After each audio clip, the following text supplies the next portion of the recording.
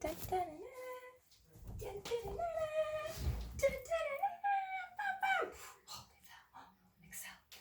right. Hi, my name is Janine Watkins. I'm Matthew Watkins. Yes, he's my real little brother. Also my only little brother. And today I'm sitting down with him to ask him 5 questions in 5 minutes about what it's been like to have me as a sister during this last year of creating this book. So Matthew, thank you for being here. Wow, we've been doing a lot. We're now in Minnesota. What's this last year been like for you? It's been hard. Yeah? Yeah, it's been difficult, but worth it. We got here. Yeah. Moved here from California, actually from Minnetonka, then to Stillwater. So now we're in Stillwater during quarantine. Best place to be. Apparently there's no cases, so far, crossing fingers. I'm just kidding. That's really awkward to say on screen right now. Anyway, we might just cut all that. Hi again, this is Janine Watkins. I am about to release my first book, Here Lies Sonder Light, Part H, for a 4-part series where we are following a Maresian named Sonder Light, who is here on Earth having a human experience. Matthew being my little brother. What was it like this last year having me and being your sister? Actually, let's take that a step back. What has it been like just going through life with me? We're 2 years and 2 weeks apart, so I've known you your entire life. It was hard at first. We didn't get along, and before we went to college, we made a pact and found our friendship, and we've been getting much better to the point where now I can come over for sleepovers. We're here.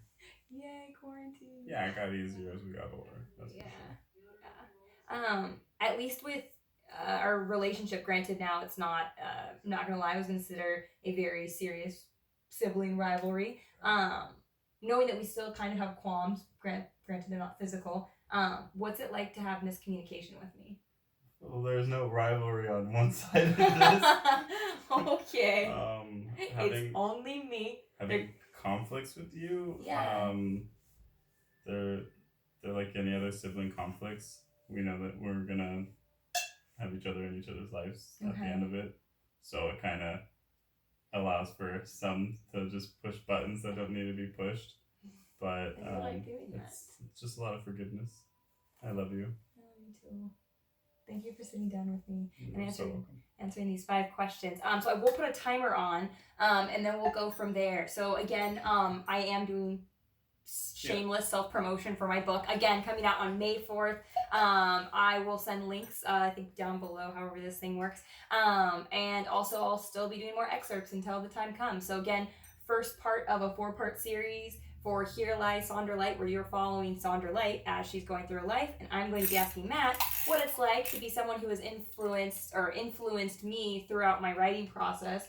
I know you haven't read all of it just yet, but my first question is going to be, what have you read of my book thus far? I read the beginning. Yay! I've heard all of your readings. Okay. I want to see more. I'm more curious to who I inspired, and I know you haven't. I don't want to be a bad guy in your book. I want to be honest. There's no bad people in my book. Oh, yeah, it's me. I think happy ending the entire time. It's only sad that there's miscommunication. I'm more excited for you to read it too. Yeah? Yeah. Okay. Well, knowing that there's a certain amount of characters in my book, the first one is, you know that she has a brother. His name is Arian. What do you think about their relationship so far? She loves him to death. Yeah. She'll never give up on him, and I can only assume that is also based off our relationship. But I'm excited to see where it goes. When you have someone that you love more than anything else, in writing it's interesting because it could take a completely human dynamic that no one's ready for. Yeah. So we'll see what these extraterrestrials do when they're here having their human experience. Okay, so thank you for sharing that so far. So at least for my book specifically outside of that, what also caught your attention, if anything, did catch your attention during some of the readings? And it doesn't have to just be the words; it could be the way that it's being interpreted. No, I would say it's the perspective of it. How you write is more or less how you would just tell a story. It's not, it just kind of gives it more of like that at home feeling when you're like hearing something that's been passed down, instead of more or less like made up, and it gives it a lot of depth just because of how they pronounce everything and how most people are used to things are, colors spelled this way, even though it was first said spelled this way, and it is everything's a common misconception. Like the only reason we call chickens is because it's what our parents told us that's what they're fucking called. Sorry. PG-13. Expletive. Oh my gosh. About chickens. It's just more or less what we grew up with, and so it's nice to get a difference with not only your perspective but how other species or aliens would perceive things. Clearly, the Andromeda Galaxy would not be called the Andromeda Galaxy to anything outside of Earth. So I like that. Gives it a sense of realness, even though it's more imagination. Thank you.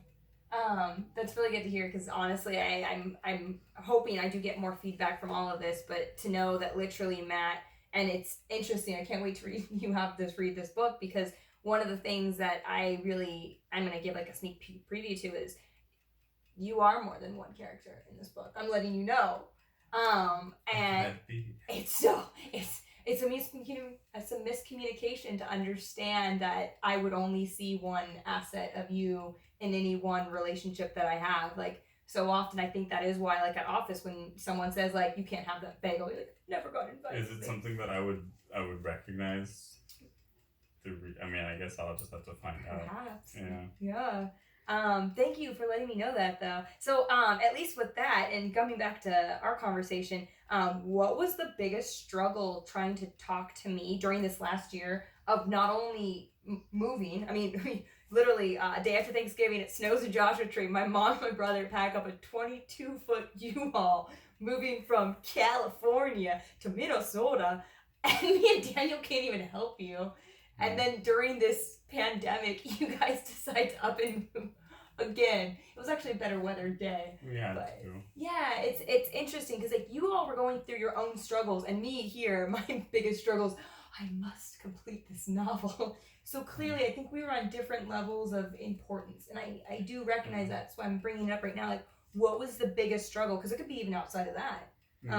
The biggest struggle is just trying to keep positive through it all, trying to not, have mom melt down, or I think, because like we had to get rid of so much of her stuff, and so for the most part, just it being us two was difficult, but it also had its good parts, The drive out here was exceptionally tough, but. Yeah, that's the 5-minute mark. No worries. Can we keep going though? Yeah. Okay, so not that I'm cutting you off of how hard it was for you. What was it like dealing with me? Way harder. Oh. No, I'm kidding. You were in quarantine, so you couldn't really help, and that's that's understandable. It's like the best excuse. But it would have been so cool having extra help. Yeah. Packing and moving things. But yeah, and then also you were very nonchalant about everything, like more ruthless than I am when it comes to being okay with getting rid of stuff. It's not even our stuff. No, it's mom's. It means a lot to her. Okay. Yeah, that was. I'll get better at that. But it was pretty. It was alright. But I was happy that at least while you were away, you were able to focus on finishing your book. That's been something you wanted to do, and Yeah, no, you guys killed it in quarantine. Ridiculous. Thank you. Good job, Big D. Okay, so now that has all transpired, and now we're even doing this recording and again releasing my book. what is one thing that you are grateful that happened through specifically this process? So again, I was the one writing the book, but that had happened. Yeah, that, you're always there. Right, but what are? Oh, thank you. No, that's the answer. It's the fact that you do, what you've been focused on. You've always been someone that they'll pick up the phone, or they'll hear someone's struggles, or you were here for us.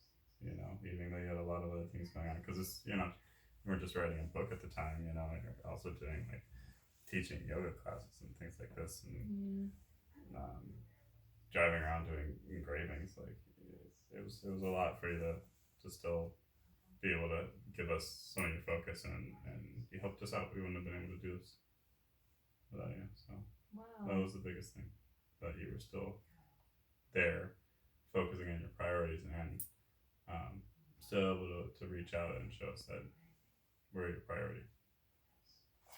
Thanks. Mm-hmm.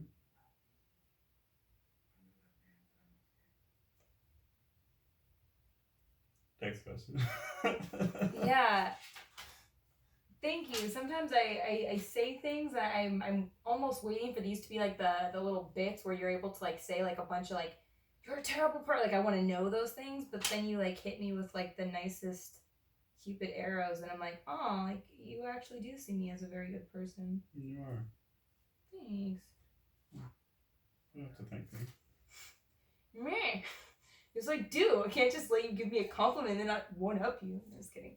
Thanks, Lord, for that. Okay, so I've been asking. Well, I've only asked for it, but I've been asking all the questions. So now I'd like to turn it over to you, Matthew Eugene Watkins. So in this last question, I want to know, what is one question you've always wanted to be asked to then answer, and would you be willing to answer it? A question that I wanted to be asked? Yeah. Anything. A question that I wanted to be asked.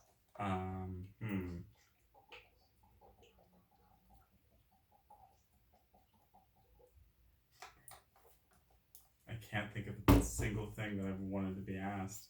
Okay. I suppose a question that I'm surprised you didn't ask me, but putting me in interviews, when am I going to write a book? Oh. And I don't know. And that's my honest answer. I like that was the question that you wanted to be asked then. I assumed. Okay. Because you've been wanting me to write a book, and I like your poems. I mean, that could be a book itself. Yeah, well, Ooh, do you have a book you've been thinking about? Well, it's the leather-bound one that Rebecca made. Yeah. But it's not full yet. I did write another one recently. You're making other books on the side. Oh my gosh. It's Rebecca. Yeah.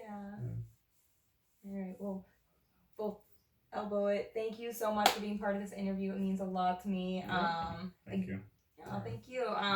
At least on May 4th, again, I'll be releasing the electronic, I believe it's the Kindle version of it, and paperbacks to come then. So until then, thank you again for sitting down with me. Enjoy the rest of your quarantine. Stay open. Be well. And we'll tune around on the YouTube world. Thanks, everyone. Comment down below for an audiobook. Maybe audio. I can definitely send you excerpts right now. Just read it to me. Oh, well, and I'm gonna be honest, this is one thing I wish people would actually say. Reading your words is sometimes the hardest thing to do, because automatically I want to like rewrite it. I want to like refocus it. Look, J.K. Rowling can read me Harry Potter. She can? I hope. I don't want to read that shit. Oh, well, I'm pretty sure. So long. Because don't other people read people's books? Yeah, there's audiobooks, but from the author's mouth. I know. And you hear how they want to say everything. That's why I love this. But then I realize how many mess ups I have. So I like Bloodsucking Fiends, the audiobook for that. Oh. Just the guy, he's like, fearless leader. I was like, I'll never forget. Yeah. What's your favorite impersonation of anyone?